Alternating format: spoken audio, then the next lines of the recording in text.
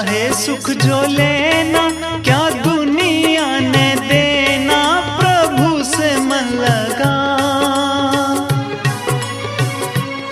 समझे जिसको तू अपना, वो झूठा है रे सपना। ना खुद को ठगा, ना खुद को ठगा, तू प्रभु के गुण गा। प्रभु चरणों में आ, न तू उनको भूला, सुन मन पगले। प्रभु चरणों में आ। प्यारे मित्रों, प्रेम नमन। किसी मित्र का सुबह प्रश्न आया है। माँ कहते हैं कि माँ, हमें कैसे पता चले कि हम अहंकार में हैं या अहंकार में नहीं है। बहुत सुंदर प्रश्न की। अहंकार हमेशा जीतना चाहता है, हरा देना चाहता है, अपने को प्रेजेंट करता है, मैं कुछ हूँ, मेरी गलती नहीं है।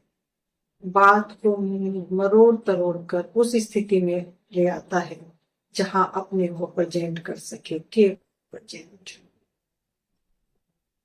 निरअहंकारता केवल प्रेम है, वहां केवल प्रेम है।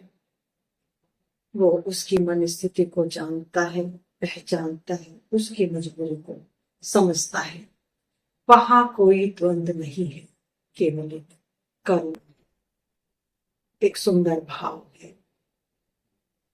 गलतियां जमीनी स्तर पर दिखती हैं, पर निरअहंकारिता जहां है, जहां प्रेम है, वहां हृदय तक नहीं जाती।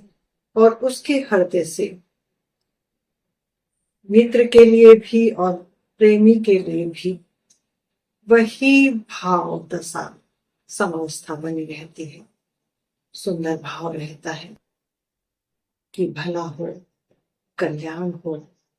उसके हृदय में भी वो निरअहंकारिता प्रेम की तरंग पैदा हो, जिससे अपने भीतर उस प्रेम को पहचान कर उस प्रेम का आनंद ले सके, उसका स्वाद चख सके।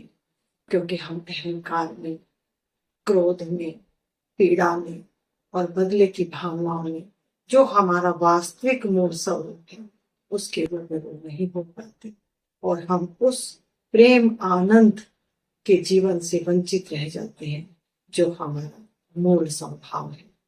अब सवाल उठता है, क्या यह हमारे बस की बात है? बस की बात है भी और नहीं भी। बस की बात इसलिए है यदि हम सद्गुरु का सानिध्य करें। लॉ ऑफ रेडिएशन काम करती है, जिससे हम प्रेम करते हैं, जिसको हम चाहते हैं और हम वैसा ही हो जाना चाहते हैं।